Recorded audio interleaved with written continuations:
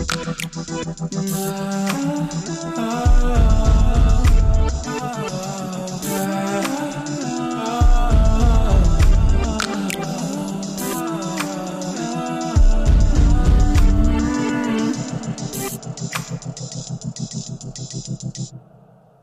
girl. Hi, friend. How are Hi. you? I'm good. I'm freezing. My toes are about to fall off, but it's great.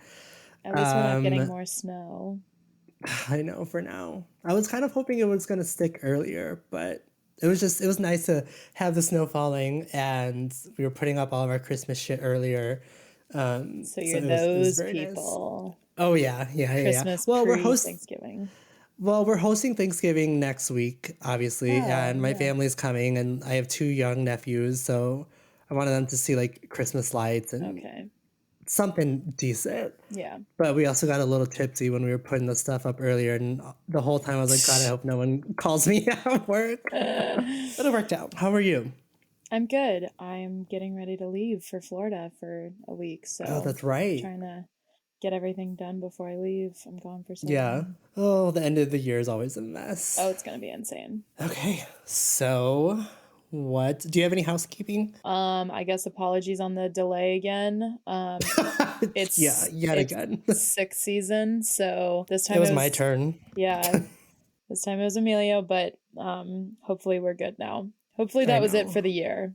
God, I hope so. I hate being sick. I'm such a baby when I'm sick. As are most men. Yeah, true. What are we covering today? So today we are talking about the attempted murder of Payton Leutner, which I think is how you say her last name. I think so. I heard it a couple different ways, but we're gonna go with Leutner. Not that we're really gonna say her last name that Yeah. often, but In my head, I keep saying Lautner, like Taylor Lautner, the same. actor. Good. So it kept tripping me up. Yeah. Setting our scene, we are in, I think it's pronounced Waukesha. Waukesha. Yeah. Is that right? Okay. Wisconsin. You're from here, so you know Yeah, you're a more. Yeah. Floridian or I got whatever, so that makes sense. all the weird names in the South, but you got them up there. Yeah. So Waukesha is a suburb of Milwaukee. It was settled in 1934 by settlers of New England. It was a spring town called the Saratoga of the West, which I am pretty sure refers to Saratoga Springs, New York, which is right where I went to college, so I'm familiar with it. Because it Okay. had natural springs that ran through the whole town. They were supposedly healing waters. A man with diabetes claimed that they healed him. Oh God. And Richard Sears, who's like the founder of like Sears department stores that we know of, and the Oh Sears shit. Tower in Chicago, Uh-huh. spent the end of his life there because he was in super bad health. He Oh. was part of an effort to bring some of those healing waters to Chicago, but the pipeline never worked. It's about 80 miles away from Chicago, Waukesha. So, and it's like 102 miles if you drive it. Okay. Like based on how you have to go on the highway. So like 80 miles direct. So that's a lot of pipeline for that to work. And then today, most of the springs have gone dry due to pollution. Knock it off, people. I know, right? They have random history about like a certain football pass that they were the first place that ever happened in a college game, and some missile testing during the Cold War. Random. Oh wow. The population in 2020 was 71,158 according to the Wow. census. So it's like That's a good bigger. population. Yeah, it's like bigger than my hometown. Yeah, same. And then it's also famous recently for something that you're super familiar with, that Daryl E. Brooks drove his car into a crowd at the Waukesha Christmas parade on November 1st, 2021. He killed 6 people and injured 60 others. I fucking hate this guy. I've been following that case religiously and watching all the lives. I actually missed it today because we were getting tipsy with the tree, but I'll have to catch the highlights or something. But god damn, this guy, he sucks. And on October, we'll cover this case later because it's going to be a thing, but they're still going through some of the court cases and stuff right now. So not yet, but on October 26th, 2022, he was found guilty on 6 charges of first-degree intentional homicide and then 70 other charges. The idiot pleaded not guilty and chose to represent himself in court. Biggest mistake, you guys. Don't do that.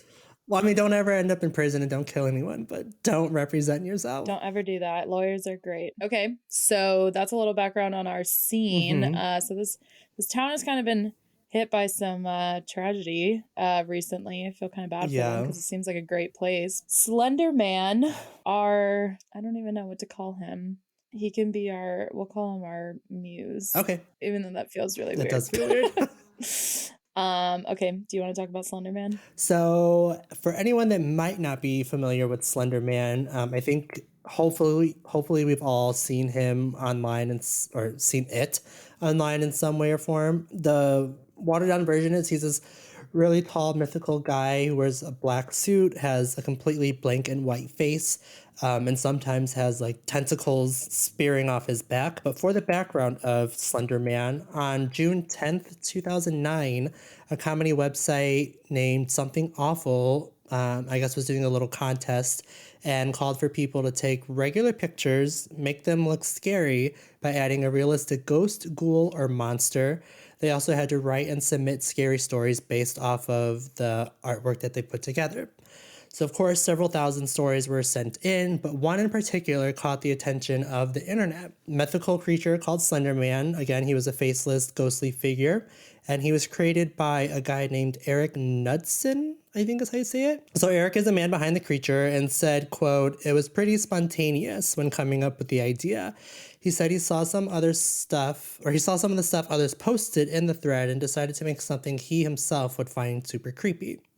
So Eric drew his inspiration from surreal imaginings of H.P. Lovecraft, Stephen King, William S. Burroughs, and many other hosts of folklore creatures. All Eric did was take pictures of kids playing on a playground and insert a tall, thin, grainy figure in the background. And when I looked at the picture at first, it took me a while. It's kind of like a Where's Waldo kind of thing. Like you gotta like kind of look for Slender Man in some of the pictures. So in the pictures, it's got kids playing. They're kind of climbing up a slide. And one of the creepy elements of this are the tentacles that I had mentioned attached to his back. And he's actually holding the hand of, I think it's a little girl, but it's so weird. Like it looks like the worst picture you could possibly capture. Now, in one of Eric's submissions, he featured a very cryptic caption that said, quote, "We didn't want to go. We didn't want to kill them, but his persistent silence and outstretched arms horrified and comforted us at the same time. 1983, photographer unknown, presumed dead."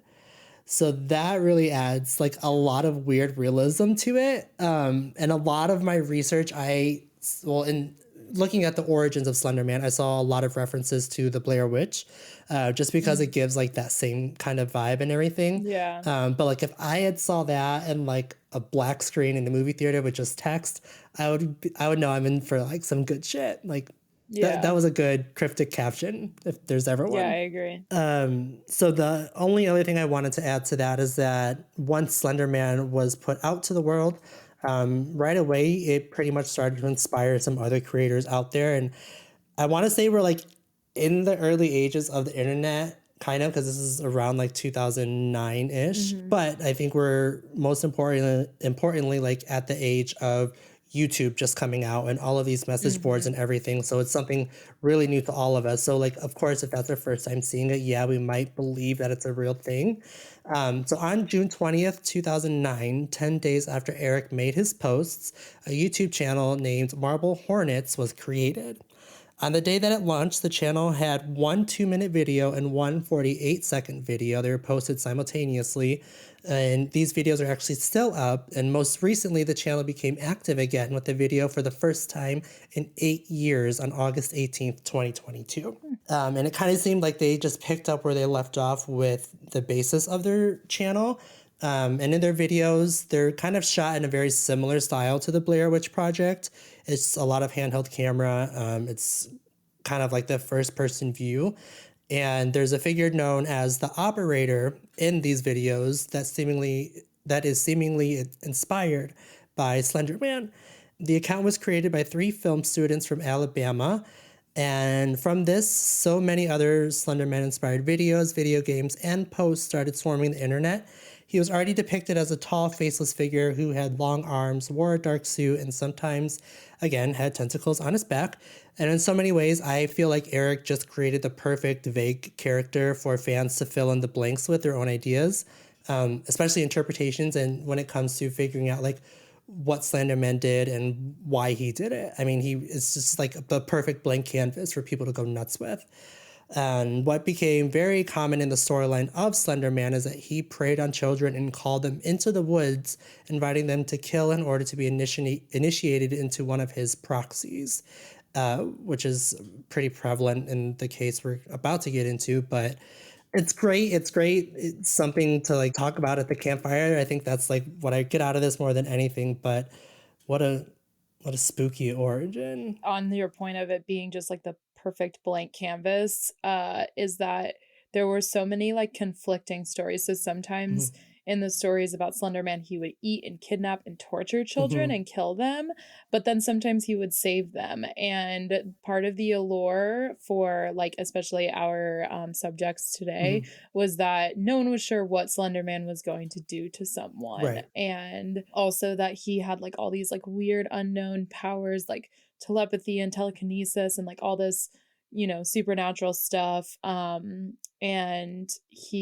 so one of the like also prevailing stories about him is that you could get what they dubbed slender sickness, where once once you knew of Slender Man, he knew of you. And it was just kind of like this instant connection. And then he could invade someone's mind and make them cough up blood. Oh God, I did that the other day. Hence why we're recording late. Yeah. You have slender sickness from doing this case. That's exactly what it is. Oh, could you imagine? I figured it out. I diagnosed you. So yeah, so that was, I guess, all the background on Slender Man. What would if you could pick like a supernatural power, what would yours be? When I was on dating apps, this was like one of my opening questions to potential suitors. Good icebreaker. Yeah, and I never came up with an answer myself. I think that I would want like teleportation. Oh, that's a good one. Because especially because I travel a lot and I fucking hate flying, not because I'm like scared of it or anything. It's just such a time suck and it's exhausting and it's terrible. Like conditions and it's are so terrible uncomfortable and everything. too. So uncomfortable, so bad for the environment. So so I think teleportation is my number one, but that's a very like on spot. What about you? I don't know if I would want like telekinesis or the ability to like touch something and like I guess like that medium thing where you touch it and like you immediately know like the backstory or like you can see everything that had happened. I think that would be pretty fucking rad. Okay, so moving on to our subject. So just to preface this, so part of the reason why Emilio and I wanted to do this podcast and the way that we're doing it and all of these things, peek behind the curtain listener, is that we really want this to be victim focused. There are so many podcasts that I believe unintentionally, but still do focus so much on the killers or the perpetrators of any kind. And we want to give as much face time to the victims. And this case was one of the like really obvious to me on how much like lack of focus there is on victims, because we're about to give background on all of our players here, and neither of us, which we do our research completely independent, neither of us could find almost anything on our victim here, Payton Leutner. I have tons on our two perpetrators, but almost nothing on the victim, and that just made me really sad. That's so bonkers too, because it's not like, yes, they were juveniles at this time, but it's also like kind of not the point too because of the way that they were tried, but also like everything about them from the time of the crime was so publicized too. So it's weird that there's nothing out there about Payton whatsoever. I know that like probably there was a little bit of effort by her parents to shield her, but also that there's no way that like not a single thing slipped through the cracks except for like a singular, you know, interview that I saw that she did. But yeah, it's just there's so much on the other two. So we'll get into them now because we don't really have anything other than that Peyton's mother's name is Stacy and people called her Bella. That's all I have for background. Yeah, that's all I have is like her birthday. Parents are Stacy and Joe. Oh, what was her birthday? I couldn't even find that. So that was kind of hard. I saw some that said December, but more than that, I saw a few that said January 1 of 2002, which I guess kind of makes sense when you're thinking of like the age she was in the timeline, but yeah, she was older than her brother by 2 years, and his name is Caden. So that's it. Mom said she was a very kind and passionate and empathetic kid, but that's as far as it went for any research. So I guess we'll start with Anissa Weir, who was one of our 2 perpetrators here. So she was born in November of 2001 to Bill and Christy. She had definitely a little brother named Aiden that I saw a lot in one documentary. And her dad mentioned having an older son, so I think she might have another brother. Okay. But that was unclear. Her bedroom was pink, and she had a cat named Tiger.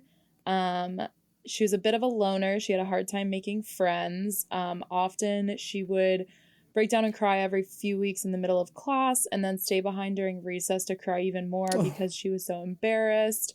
And that like caused her to have an even harder time making friends. So it was kind of a vicious cycle. And I definitely feel for her. Yeah, that kind of breaks my heart a little bit. Like, and especially kids are like fucking cruel. Kids are, I know I was an asshole as a kid, but I can't imagine like growing up in the 2000s where like, I don't know, it's such a different time. I mean, every generation is so different than the ones before it, but. For sure. Yeah, when you have like open access to like all the insults that anyone else has ever said about anyone. That's what and now you just have like a fucking filofax of insults to throw at your people that you don't like in your school or whatever. At least we had to come up with them organically ourselves. Yeah, we had to pass notes. These kids probably already had phones and shit. Yeah, iPads play a big part in this. Then Anissa's parents got divorced when she was 10. She was super devastated by it. She started watching YouTube alone all day in her room on her iPad. She started mostly with like funny videos, but then she started to get into some darker videos. A super famous story about her is that in her search history, there was a video of a cat chasing and eating a mouse. I hate this. Which I saw a little bit of the video. I would never watch this whole thing.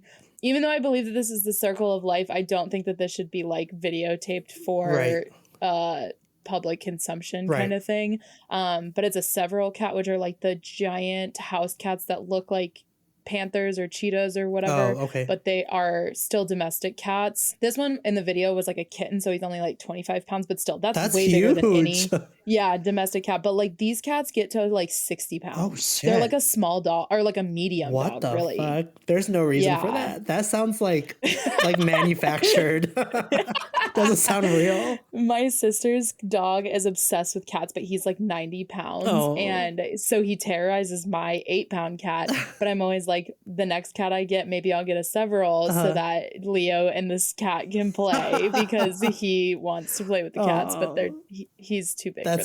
That's cute. But yeah, so she started watching videos like that, and she started watching all these videos about like are you a sociopath test or are you a psychopath test, and she passed a couple of them supposedly, and she would like comment on them and be like, the cops come arrest me, I pass, I'm definitely a psychopath and stuff. How does a kid at that age stumble upon something like that? Like, I get if you're curious, you're going to find it, but like... That is the power of YouTube, and that's why YouTube is so scary and has led to us having all this like white supremacist bullshit now, because it just continually feeds you the next thing that it thinks you'll like. So as soon as she watched this fucking cat killing a mouse video, then it's like, are you a sociopath? God. Here you go. We gotta put a stop to that. I know. Parental blocks are for a good reason.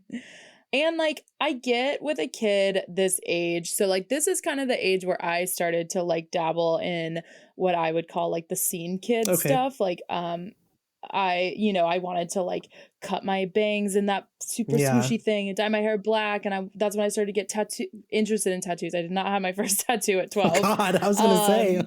I started to get interested in tattoos. I like, my dream was to have like an eyebrow piercing and shit. Like I get at this age wanting to be, a little bit weird, a little bit like off off the beaten path, especially if you're already kind of ostracized from the rest of your classmates and stuff. But I was never watching a video that said, are you a psychopath? Are you a sociopath? And like, I don't know. I was more, maybe, and it was a sign of the times, like I was way more interested in like the vampire shit. Like I probably told somebody that I was a vampire on some message board on AOL or something, but I love that. I don't know. Anyway, so I don't know. Maybe I see where she's coming from, but also maybe she took it a little too far. Yeah. That's not really for me. I'm not a mental health professional. Did you happen to stumble across the comment that she made on a video about a baby crossing the road? Yes. That I had to like step away from my computer for a little bit because like typing it, I was like, "Fuck, that was the hurt." If you want to tell the people what that was, or do you want me to say it? So I don't know what video it was on or like what the basis of the video was, but I have the date. I know the video. You do? It was like a cartoon, like horror face looking thing, and the face says, why do you put a baby in the blender feet first so that you can watch its facial expression? What the fuck? This was on... Oh my God. This is on YouTube. Oh my God. First of all, nothing like that is funny. That shit's not funny. That's not cool. No. But a kid like whose brain is not even close to being developed they shouldn't be able to stumble upon that. Yeah. But on February 20th of 2014, Morgan wrote in a comment on that video, quote, "Why did the baby cross the road?" And in all caps, she finished it, "Because it was strapped to my bumper." Oh my God. Yeah. She had a kind of a dark streak in her. I will say that. Yeah. I will say a lot of her videos were also like cute videos of like a bunny eating raspberries and like things like that. That's and cute. And she had a cat that she supposedly cared very dearly for and everything. So she's missing that part of like the McDonald triad. Which for those of you who might be new to true crime, it's 3 indicators that are usually tells of whether or not a child could grow up to have antisocial personality disorder, which is kind of like the prerequisite for being a sociopath or a psychopath, with like violent tendencies. And so one of them is cruelty to animals, and it seems like she did not have that. She apparently had cruelty to babies, but... Well, the comment, too, she made about the cat eating the mouse, because she commented, "I love how Zeus the cat beats the mouse to death." That's true. Ouch. Never mind, I take back everything I just said. I mean, I think you made a very good point, but like just, I don't know if she felt like some sort of security or like invincibility with the internet, or like the ability to be and express her thoughts in the way that she really processed things, which is like in so many ways a great perk of the internet. But like at this point in age, like we know like it completely works against all of us because a lot of that shit comes back to haunt you in the end. And that like that's how people get into these, extremist situations where like these people who are kind of thinking the same things all find each other and then just exploit that about each other, and they all get into like their most extreme thoughts and form and everything. So terrifying. It's a black hole. For sure. So the last thing about Anissa is it seems like her dad was kind of, I don't want to say like strict in a bad way, but like he was very involved. He said that there were no closed doors allowed except for when you're fresh out of the shower or getting ready for bed. And then I guess she was very active in her choir. So he allowed her to close the door while she was practicing. Okay. And then she also had a weird thing, which this is going to get both of us going probably. She liked to call Voldemort Voldy. Ew. It was trying to be like affectionate because she was like obsessed with the villains all the time. And then she also believed that Spock's Vulcan mind powers were also real, even if the character was not. Which I don't know a lot about Star Trek, but I do know that who Spock is, and like I know like that sentence is not Greek to me. It's so odd too because like she knew the character himself was fictional. Yeah. But the fact that the powers she believed were non-fictional, that's hard to try to understand, I guess. Yeah, it's hard to reconcile.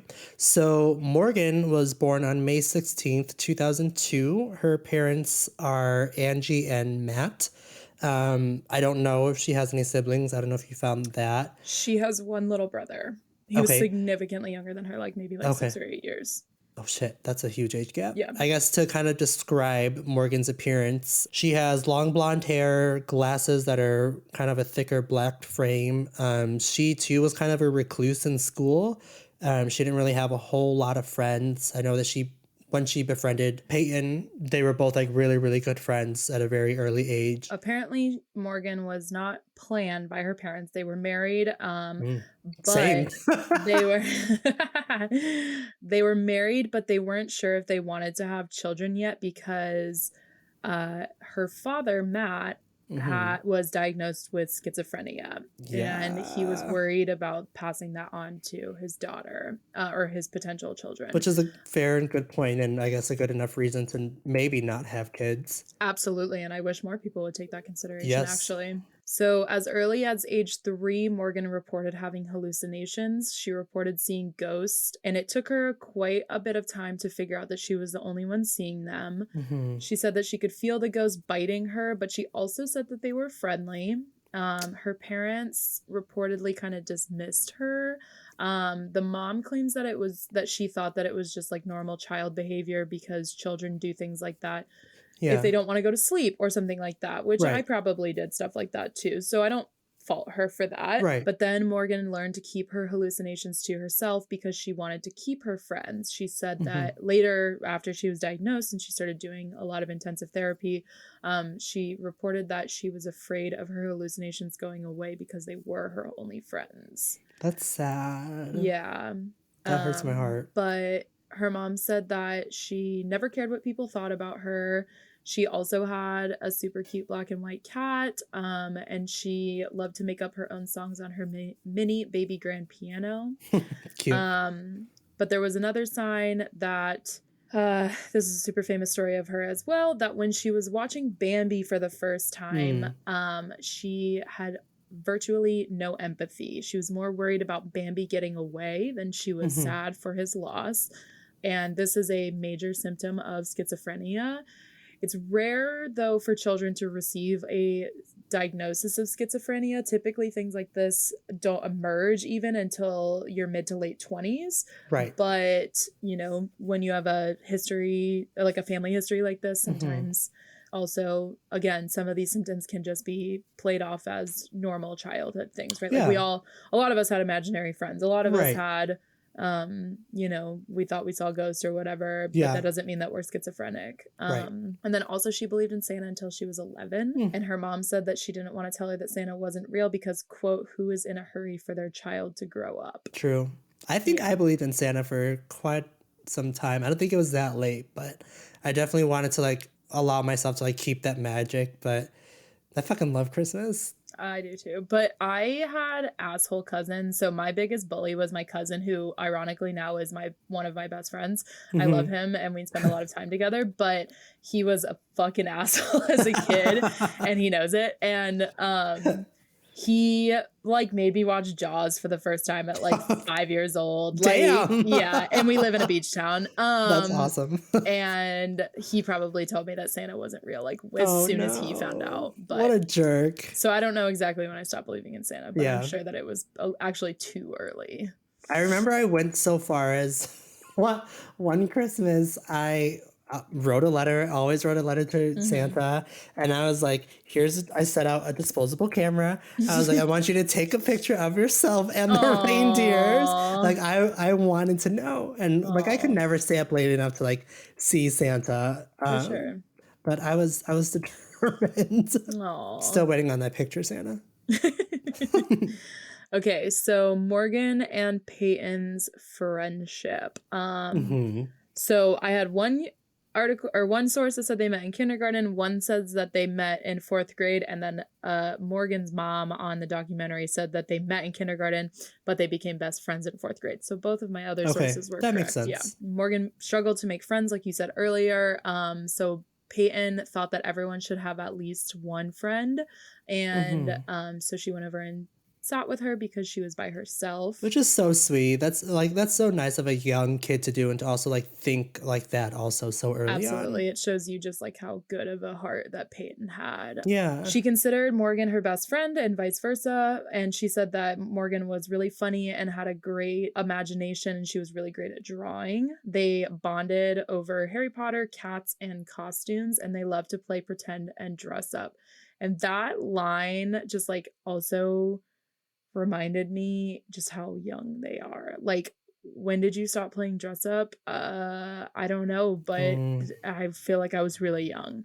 And I think I stopped when I was like too embarrassed to step out of my mom's heels. Aw. But yeah, I was definitely the kid that would like go for the girly stuff and like grab the feathered boa and do like stupid shit. Yeah.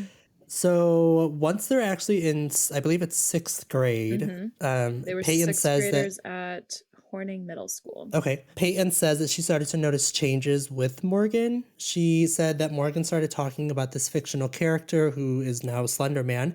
And during this time, Morgan became friends with Anissa, who I don't think grew up with them, but just kind of joined their class, their 6th grade class. So yeah, that she didn't grow up with them. Anissa's family, after Anissa's parents divorced, one of her parents moved into the same apartment complex that Morgan's family had lived in. And then that put her in the same school as Morgan and Payton, and they rode the same bus. Okay. So they met on the bus and like started chit-chatting and realized that they had a lot of shared interest. What a weird twist of fate too, like how everything turns out and what leads up to it. It's so bananas. It said that Morgan became obsessed with suicide and started to believe that Slender Man was coming for her. I don't know if Payton was feeding a lot of this to her, or if she came to that on her own accord. Anissa, not Payton. Or Anissa, yes, that's what I meant. But Payton was never a fan of Anissa. She even called her cruel. And it turns out that Anissa is the one who turned Morgan onto this obsession with Slender Man.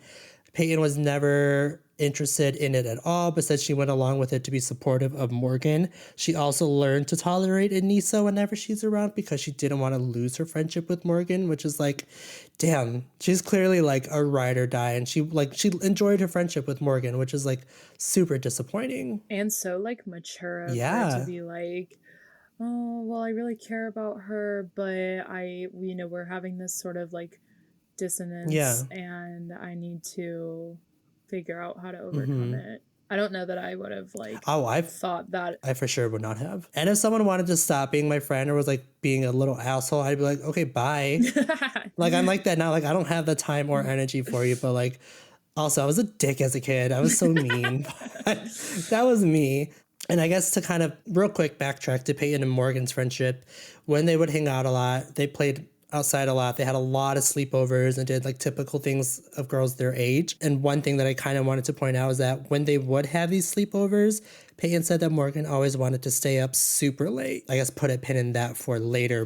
So Anissa had found out about Slender Man actually on Minecraft, and then took herself to Creepypasta when looking for more about him, which is Minecraft was part of that whole like people making video games about him and stuff. Are those the little blocky people? Yes. Is that okay? I know nothing about Minecraft or like video games at all. I played Minecraft for like 4 days with my cousin one time. You? Not the one who bullied me, his little brother. You know what I love is Tony, like the old ass PlayStation games. The Tony Hawk Pro Skater was a good one. Yeah. Crash was one of my favorite games to play too. But like that's the shit I would love to go back and play again. Spyro, and when they remastered Spyro for Nintendo's, well, like recently, and now they have it on Nintendo. What? The little dragon? I've never seen this fucking thing. How is that possible? I have no idea. It does not look familiar at all. Yeah, that was, I mean, literally, like my sister, like burned a hole in our PlayStation because she played Spyro so much. Oh my god, that's awesome. Yeah. Anyway. Oh, and we had the Harry Potter Quidditch game for PlayStation 2. Did you have that? Jealous. No, I'm so jealous. It was like basically what like FIFA is today. Like you play as like the different countries and whatever. And you could like play through the whole tournament and like but it was Quidditch. I would have been at your house every day after school. You were so cool. So Anissa had a few other friends.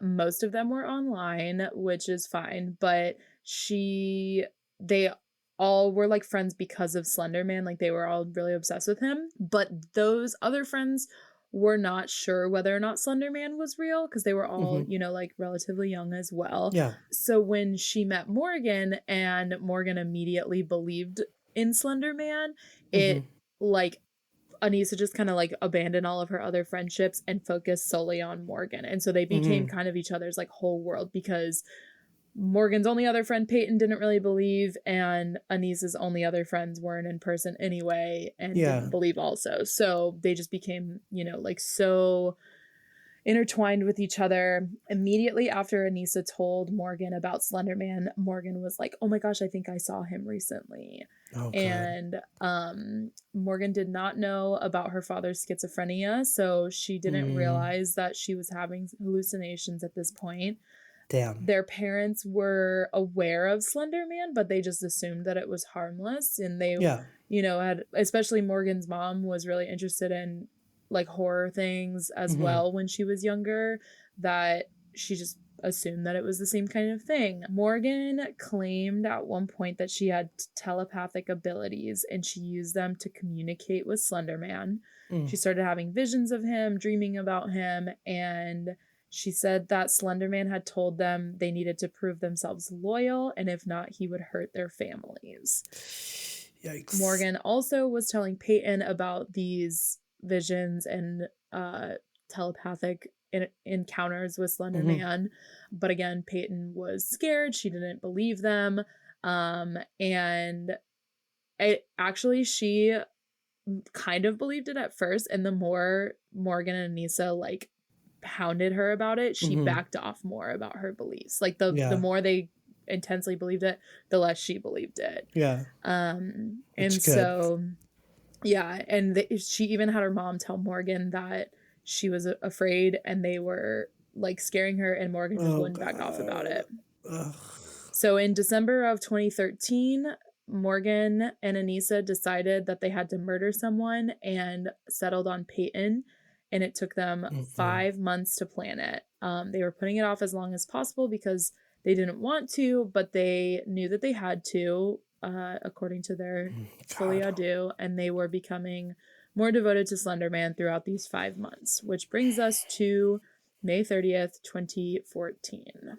Which I think for both of us in so many ways, we grew up with technology and like technology flourishing and becoming close to what it is now, or I don't know anyways, but like for these kids to have this like all at their hands from the beginning of their lives basically, and like now so many parents just like hand their toddlers the iPad to shut them up, not have to deal with it. But like it's wild for me to think 2002 when these kids were born wasn't long ago. But it's so weird to think that like they had already such a deep connection and could dig so deeply into the internet to where I don't think I could have at that time, you know. It's yeah, like I had technology, but I wasn't a TV kid or an internet kid really. Like I spent a little bit of time, like I would go kind of in phases, I guess, where like I would get really obsessed. Like AOL chat rooms were like a big thing, right? I loved AIM. Yeah, same. And I would spend like a fair amount of time on an AOL chat room for like 2 days, and then I'd be done with it, and then I'd be in the pool every day for the next 2 weeks or whatever. Like we had totally different childhoods. Just Florida things. Yeah. So yeah, I was obsessed with like MySpace and AIM and like Zynga. I don't know if you ever had a Zynga account. I did not, but oh my god, my mom was also kind of strict, and like I had a MySpace and like in 7th and 8th grade, but which was a little late for people to be like starting MySpace. Yeah. But I had to hide it from her. I wasn't allowed to have it. So like I couldn't even spend that much time on MySpace because like I had to make sure that my mom wasn't going to catch me or whatever, or like I'd do it at my friend's house.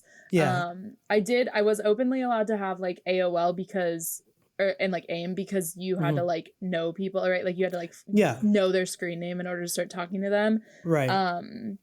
And then I had like the super restricted version of AOL to get on the chat rooms where like it was like only other children. Yeah. And then Club Penguin came around and ruined that. Oh, Club Penguin. Yeah, I was kind of like in the middle. Like I was like a lot an outdoor kid, and like, you know, I played sports my whole life and everything, so like that took up a lot of my time. And I, unlike you, love to read, so I hate it. Okay, back to May 30th after that long tangent. So May 30th, 2014, Morgan, Payton, and Anissa all had a sleepover after celebrating Morgan's birthday at Skateland, which, quick side note, I had so many skating parties for my birthday growing up. Or I didn't really have skate parties, but I went to a lot of skate parties. Oh, I had a lot. Yeah. I had a lot, like an unhealthy amount. But after getting back to Morgan's house, the girls had some frozen yogurt and went on to enjoy the rest of their slumber party. And one thing that Payton recounts really standing out to her is that Payton and Morgan wanted to go to bed super early, which she found really weird because in her time having sleepovers with just Morgan wanted to stay up all night long, which is not anything I would ever fucking do. But that really stuck out to her. So Morgan and Anissa originally planned to attack Payton that night by taping her mouth shut and stabbing her in the neck. Which makes me like lose my breath for a little bit. Like, I don't think, like, I watched a lot of fucked up shit as a kid, like Chucky, Jason, all of that stuff. But like, to think of doing that to a friend, but I mean, there's a lot of mental incapacities and things at play here too. Their plan was that after they had stabbed her, they would put her under some covers to make it look like she was sleeping and just make a fucking run for it. So luckily, they didn't end up going through with it because somehow I guess they got too tired eventually. But the following morning... One of my sources says that Morgan had set an alarm for 2 a.m. And when she woke up, she had like put headphones on and then like put the alarm on her iPad so that she would be the only one to hear it. And then she's going to wake Anissa up. But when the alarm went off... Too fucking smart. But when the alarm went off at 2 a.m., she was just like sitting there and she was like, I can't do it. Payton deserves to have one more day to be happy. Oh my God. I know. Oh my God. They wake up and they had, this was in all three like major sources that I use for this. When they woke up the next day, they had donuts and strawberries for breakfast. Oh, yes. Yeah. And then they played dress up. They're so little. They're very little. They are too little to be thinking this shit. I know. So they go to the nearby David's Park for a walk. While at the park, the girls go into a bathroom and Anissa tries to knock out Payton by pushing her into a concrete wall, which oh my God, like these are kids. These are babies. And one of their thoughts was that they wanted to kill her in the bathroom because there's the drain on the floor. The pipes, and the blood would just run down that. Who the fuck thinks of that? At 12 years old. I mean, what child? Yeah. It's crazy. Oh, man. So that didn't work, and it rightfully pissed off Payton. And their, I guess, second or third plan of attack was trying to convince Payton to go and play hide and seek. In the woods. So, or follow them into the woods to play hide and seek. So Morgan urged Payton to cover herself in sticks and leaves as her hiding place. And all of this time, and even the night before, Payton says that she just had a very uneasy feeling about, I guess, their time together. So while Payton is in her hiding spot, she's suddenly pinned down and gets stabbed 19 times in her arms, legs, and torso. Okay, can you imagine, though, being 12 years old and being like, I have a really weird feeling about my friends right now. No. Your weird feeling is probably like, they're going to tell me they don't want to be friends with me tomorrow. Yeah. They're going to tell me that I have something in my teeth the whole time. I smell something like that. Not that they're going to fucking murder you. Mm-mm. Can you imagine? No, I could not. So that is terrifying. The only thing you did miss is that before she started stabbing her, Anissa told Morgan to, quote, go ballistic, go crazy. Mm-hmm. And she was like, Morgan, now, you have to do it now. And then Morgan sat on Payton's legs to pin her down so that she couldn't move. And she leaned down and whispered to her, I'm so sorry. And then immediately started stabbing her. Oh, this is shit that's like, this is movie shit. Yeah. Like, this is what a grown adult would write in their script. Like, I can't fathom kids playing this out and then actually doing it and planning for 5 months. Like, I would think that they would maybe lose interest at that fucking point. Like, that would be my fucking hope. Same. I would have lost interest by that. I barely can stay interested in people for that long, let alone things like this. One of the joys of adulthood, too, is that you can just wipe your hands of it. So she stabbed her 19 times with a 5-inch kitchen knife that was likely intended for carving steak. Payton said to Morgan before she ran away, "I trusted you." And Morgan said to her that they were going to go find help, but they were actually going to find Slenderman's mansion in the Nicollet National Forest. Before we get to why they were going to Nicollet National Forest, Payton managed to survive, which is why we made emphasis on the beginning that this was an attempted murder. Yes. Payton crawled out of the woods. She said that she just used trees to steady herself for as long as she could until she found a patch of grass to lay down in. Shortly after that happened, a biker that was just riding by saw her laying there. And I found in one source that the path on which this biker was riding was actually shut down for the day for like construction or something. Oh, wow. But this one biker just randomly was like, whatever, I'm just going to keep going. They're not going to stop me. And they happened to find her. Oh, fuck. And just to like happen to go by like right at this time. So the biker called it into the Waukesha police at 9:50 in the morning, and an ambulance went and got her and took her to the hospital. And of her 19 stab wounds, 2 of them impacted her liver and stomach, and one of the wounds missed a major artery to her heart by a fucking millimeter. I know, it's so scary. Oh my God. Another one almost penetrated her heart, but it didn't quite make it all the way through. I think I would rather be stabbed in the neck than 19 times all over my body and that close to the heart. Like, if my heart, like, if I feel a little pain in my heart now, I'm like, fuck, this is it. This is it. Or like when I feel like anxiety coming on, like, that's just too much. Like, I cannot imagine what Payton went through. Yeah, she was in surgery for 6 hours. They closed up all 19 wounds, and she would survive. And we will get back to her recovery in a little bit.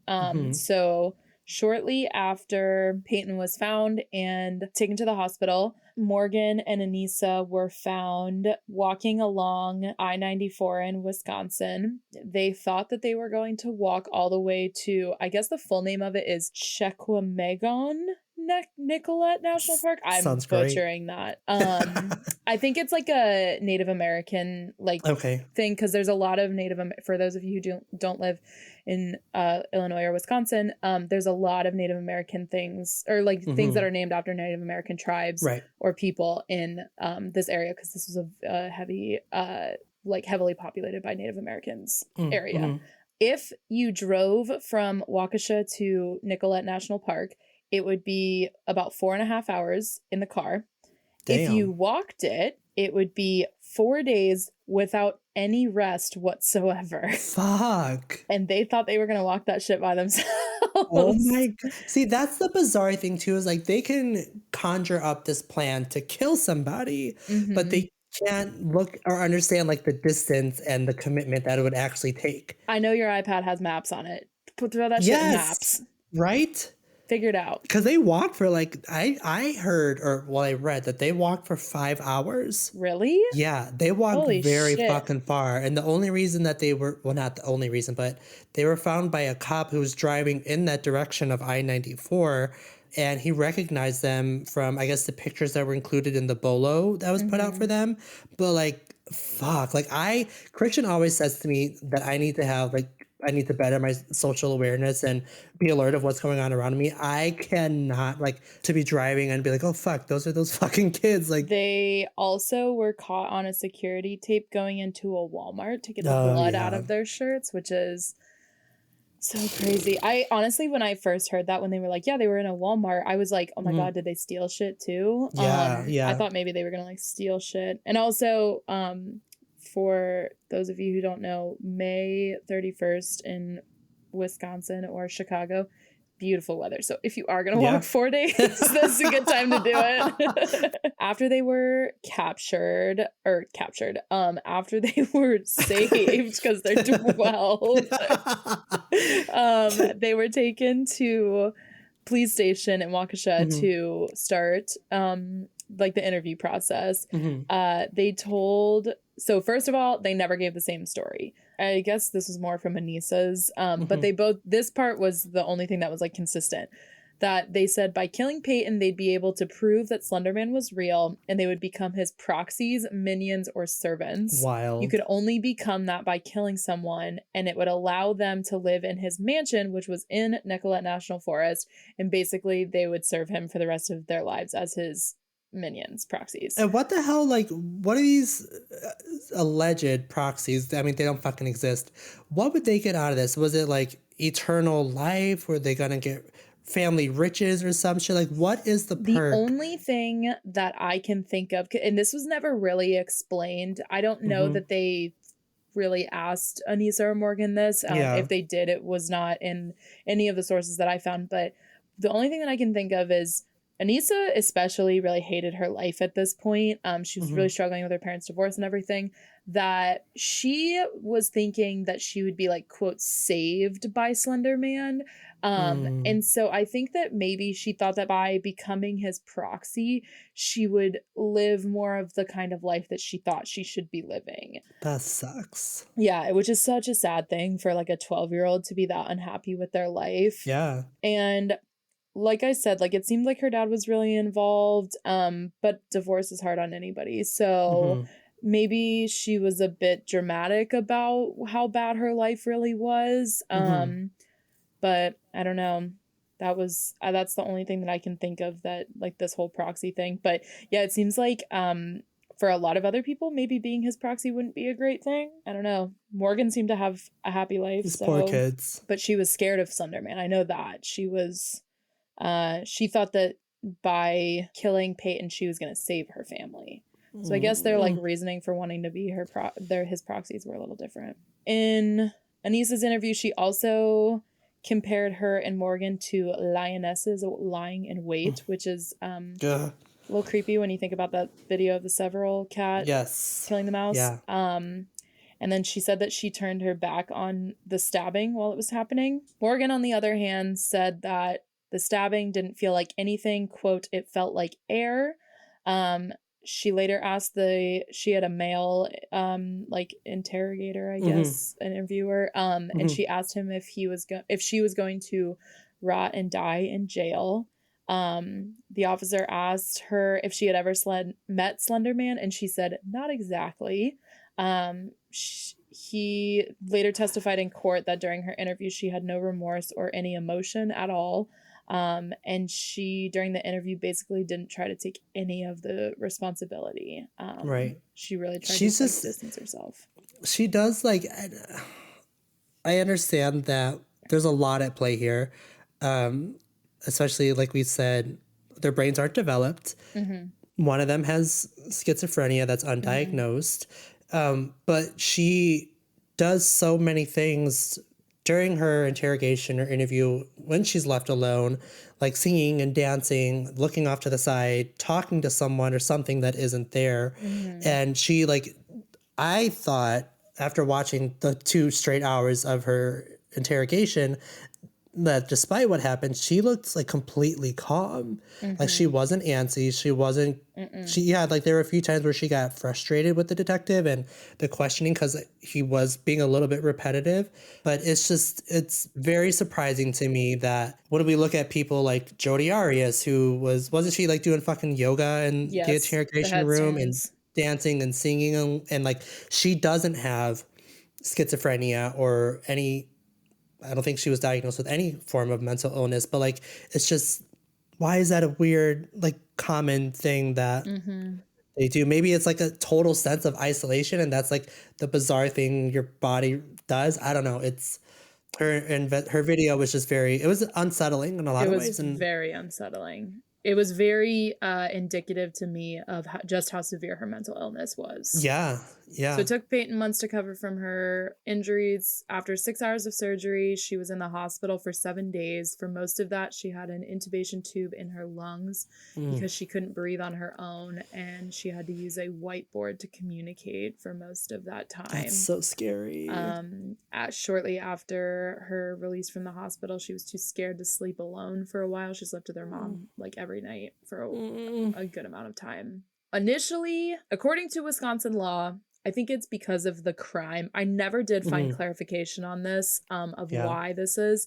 But Wisconsin law said that these girls had to be tried as adults, despite the fact that they were 12 years old. The initial trial, and if you watch the Beware the Slender Man documentary, this is the trial that's going on during that documentary. The initial trial was about whether or not the girls would be tried as adults. During that trial, the judge said no court photography of their faces until we're done with this ruling because we're treating them as minors, basically until this is over.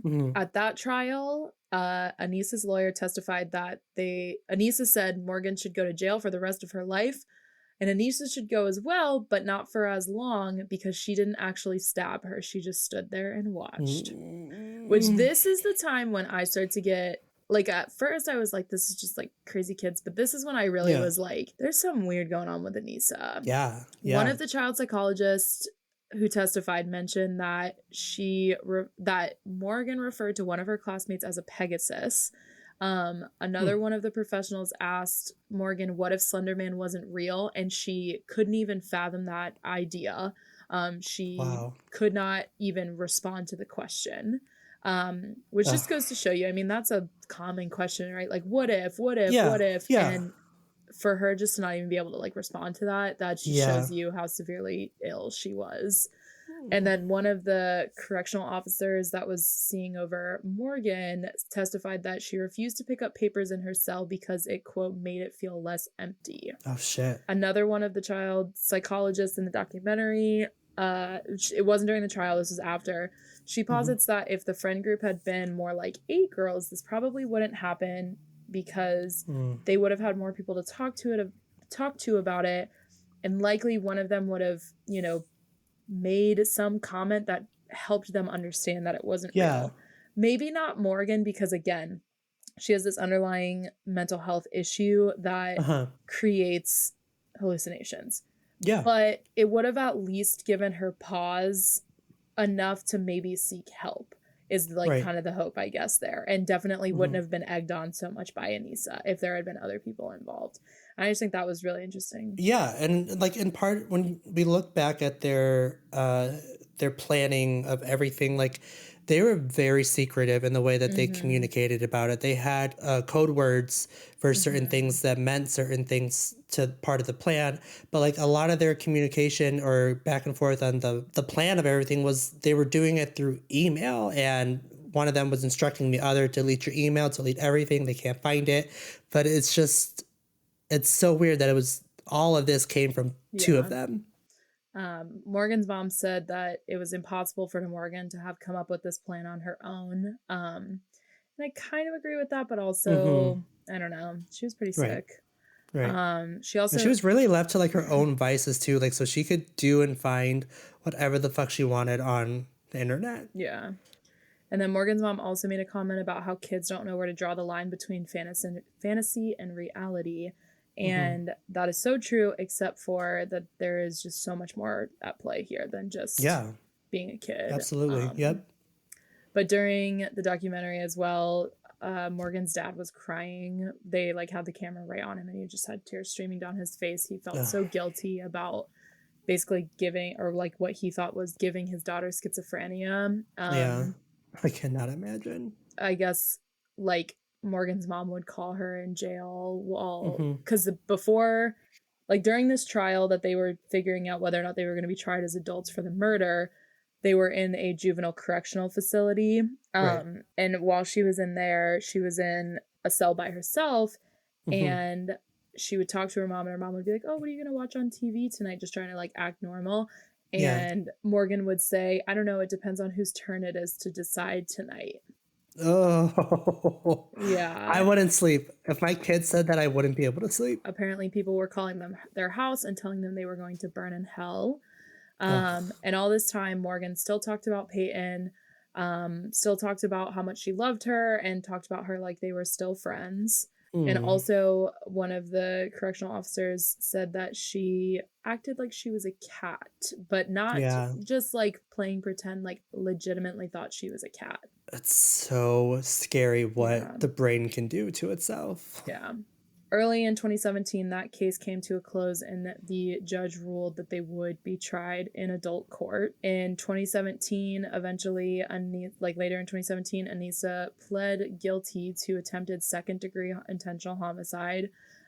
She was given the lesser sentence because she did not actually hold the knife, which, okay. She was found by a jury to be not guilty by mental disease or defect, so basically the insanity plea, and she was sentenced to 25 years in the Winnebago Mental Health Institute. In 2018, Morgan pled guilty to attempted first-degree intentional homicide. She pleaded guilty, but as part of her plea deal, she was found not guilty by reason of mental disease or defect as well, and she was also sentenced to a psychiatric hospital, but for 40 years. That's wild. Yeah.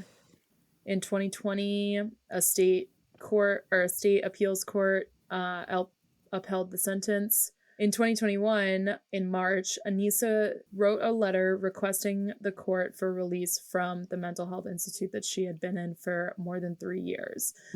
She says, quote, "I have exhausted all of the resources available to me at the Winnebago Mental Health Institute. If I am to become a productive member of society, I need to be a part of society. I'm going to be a productive member of society, make my own way, and get some form of a higher education. I want to reiterate that I am not saying I am done growing, changing, evolving, or adapting. I just can't do it here anymore. Wow. I am sorry and deeply regretful for the agony, pain, and fear I have caused. I take full responsibility for my actions. I vowed after my crime that I would never become a weapon again, and I intend to keep that vow." Damn. Yeah. They said that she took the responsibility that came with living with a mental illness by communicating with total transparency to my treatment team members, participating wholeheartedly in all aspects of my treatment, and maintaining 100% medication adherence. In July, she was granted release. A judge ruled that she should be released, but that they wanted her to stay in the jail or in the mental health institute until they could come up with the terms of her release. She asked to be released to her father, and that she was going to pursue education, like she said in her letter. 3 doctors evaluated her and said that she did not pose a threat to herself or others. They say that she is, quote, "functioning very well at the Winnebago Mental Health Institute." And the judge in his ruling said that she had a, quote, "clean mental health history," if you will, which I don't really know about all that, but whatever. Right. On Friday, September 10th of 2021, Anissa was released to her father. Some of the terms included a non-contact order with Payton effective until 2039. Which is such a weird year or date to put a cap on it. Yeah, I wonder if that was like the end of her original sentence. Oh. I'd have to do the math, but I don't feel like it. And she had to wear a GPS ankle monitor, but I don't know for how long she had to wear the ankle bracelet.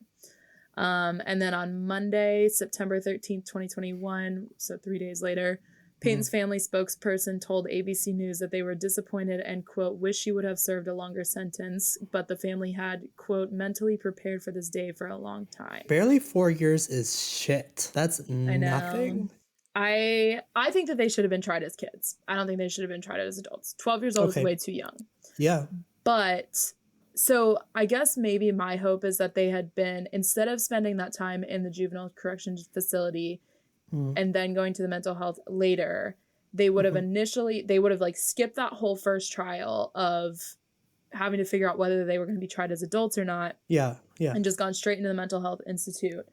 And I think that might have made me a little bit happier because they would have had a lot more work. In 2019, Payton told reporters that she slept with scissors under her pillow, quote, "just in case."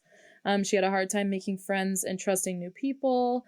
She understood that this was no one's fault, and it was because of Morgan's illness.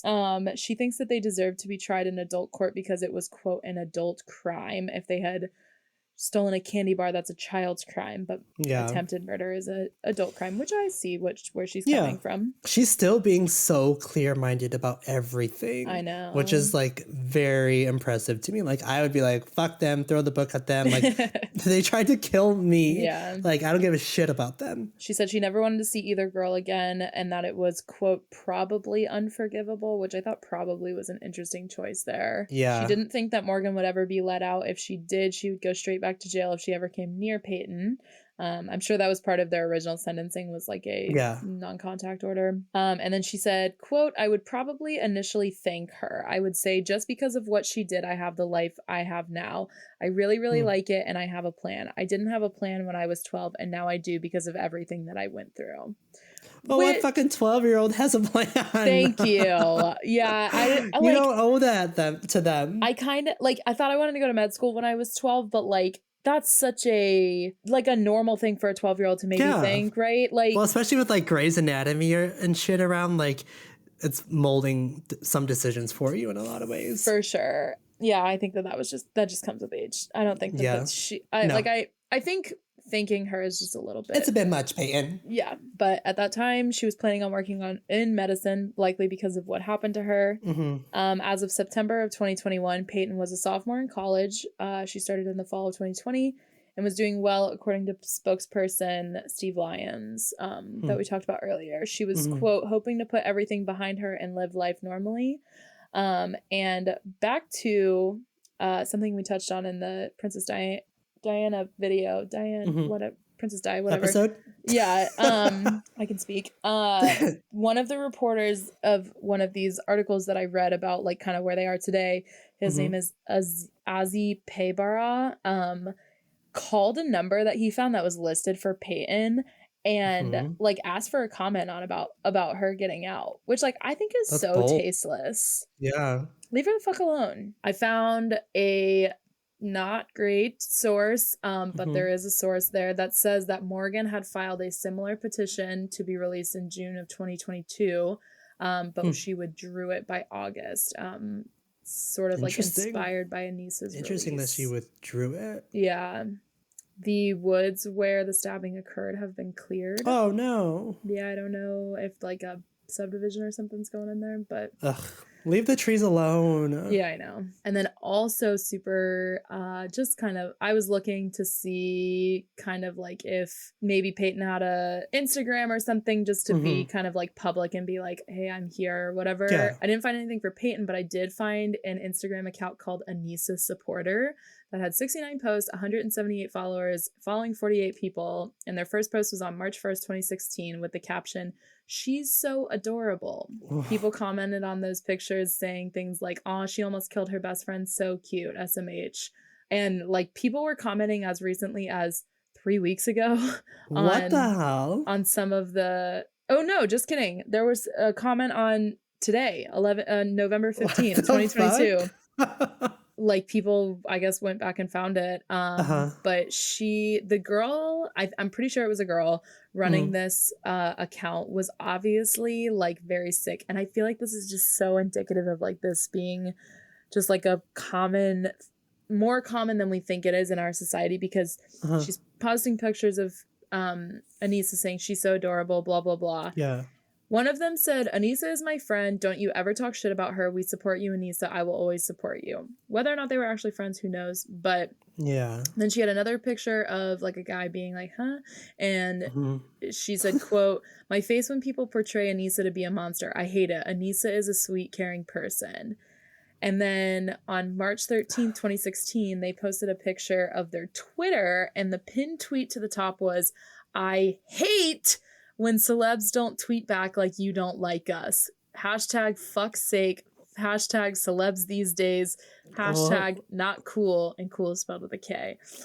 And so one, speaking to the age of this person, she was probably the same age as Anissa. And two, again, a symptom of this person just being equally as like deranged in some ways as Anissa, that like, no, celebs don't give a shit about you. They don't know you. Right. They don't like you because they don't know you. Like, they don't have to tweet back at you. And that really rubs me wrong too. Is like, especially like when I hate the early days of like reality TV, but when we look back at like early days of American Idol, like people that would audition and would be obsessed with Paula Abdul, and one of the auditioners, one of the women that auditioned went so far as to die by suicide outside of Paula's house. I Like forgot that about shit is that. scary. And like these people, like you're right, they don't owe anything to you, but like we could go over a million examples of yeah, people being too obsessed with celebrities. yes, There were a few other accounts that I found. One called Morgan_Geyser, who was like commenting on those Anissa supporter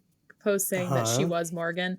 Obviously, she's not, because Morgan does not have access to Instagram. But and then there was another account, which this one was really disturbing to me. The handle is Stabbing Payton. There's no content on the account, but they follow a account called Stabbing Westward, which is a band. okay.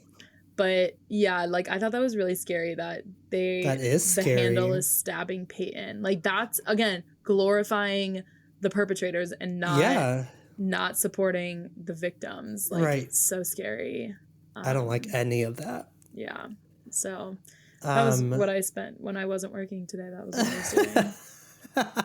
Well, the last few bit of things that I have kind of touch base on like the aftermath and the current community in Wisconsin.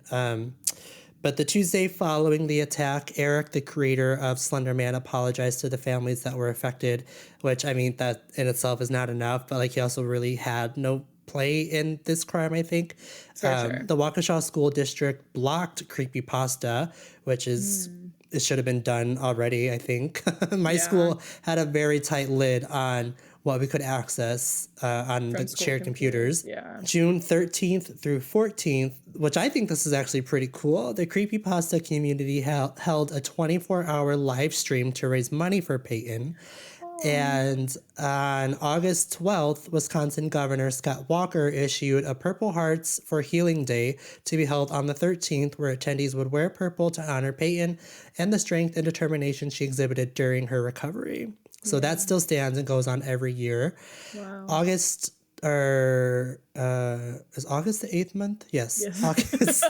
It's weird because I have August written out 12 and then 8/29 below it. Oh. I'm tired. On August 29th, just a few days before Payton went back to school, the city of Madison held a bratwurst festival, which, yum, to honor her and raise money for her medical bills, and they were able to raise over $70,000. Wow. Yeah. That's a lot of money. And it's really cool, like, when communities, like, actually come together and they aren't, you know, like, really picking a side on this. But, like, they're, again, advocating for the victim. For sure. Last things I want to touch on, which I thought were interesting, so I'd throw them in there, too. So some subsequent cases that are somewhat related to this. A few days after Payton was attacked, a woman in Cincinnati, Ohio, reported that her 13-year-old daughter grew obsessed with Slender Men and stabbed her. They have never been identified at the mom's request. The mom said she came home from work to find her daughter standing in the kitchen waiting for her wearing a white mask. The mom said her daughter has mental health issues, but that she never imagined anything like this would happen. Yeah. On September 4th, a 14-year-old girl in Port Richey, Florida, it always comes back to fucking Florida in some way, this young girl set her family's house on fire with her mom and 9-year-old brother inside. She was also a fan of Slender Man. And lastly, in 2014, a Las Vegas shooting that took the lives of 2 police officers as well as a third person happened at the hands of husband and wife Jared and Amanda Miller. One of their neighbors said that Jared would sometimes dress up as Slender Man for cosplay. He would also dress up as the Joker, and Amanda would dress up as Harley Quinn. After having shot the 3 victims, Jared and Amanda turned the guns on themselves. One thing they shouted before opening fire was, quote, "This is the start of a revolution." And they covered the bodies before they turned the guns on themselves. They covered the bodies of officers Alan Beck and Eagle Soldo with a cloth that had the "Don't Tread on Me" flag on it. And Jared's final Facebook post read, quote, "The dawn of a new day. May all of our coming sacrifices be worth it." That was on June 7th of 2014. Terrifying. I mean, this is part of the reason why I'm so terrified to have children. Have kids. Mean, like, the world is so scary now. And, like, I know it's always been scary because, like, people always talk about, I love when boomers are, like, the golden age of the 70s when you have literally more serial killers than the rest of time combined. But under his eye. God. Well, that was the attempted murder of Payton Leutner. Yep. Leutner, also known as the Slender Man stabbing. Poor Payton, I hope she's doing great. I hope she's getting all the support and recovery that she needs and deserves. But she also, I hope she learns one day that she doesn't owe these two girls, or now women, a goddamn thing. And she doesn't need to give them any form of forgiveness. And I hope that everyone else who feels the need to call the families and tell them they're going to burn in hell finds peace within themselves, because those people already feel shitty enough. You don't need to remind them. Exactly. Well, what are we covering next? So next we are doing the murder of Emily Longley, who was a young woman in the UK who was murdered. Oh, we're going across seas. Yeah, we're finally getting overseas for the first time. You guys, please follow us on Instagram. We suck at posting I'm gonna get better. I'm gonna try. Yeah, so follow us on Instagram at YourNextPod, POD. You can find me at Emilio Ybarra. You can find me at Brooke Bovier. Please leave a review and rating for however many stars you think we deserve. Yes. Sorry. And tell your friends about us. No, you're good. I think that's everything. Do we have a sign off yet? Like, do we have anything? Make sure you're not next. Stay vigilant. Yeah, stab, bitches. Maybe That's all not I got. Bye, guys. Bye.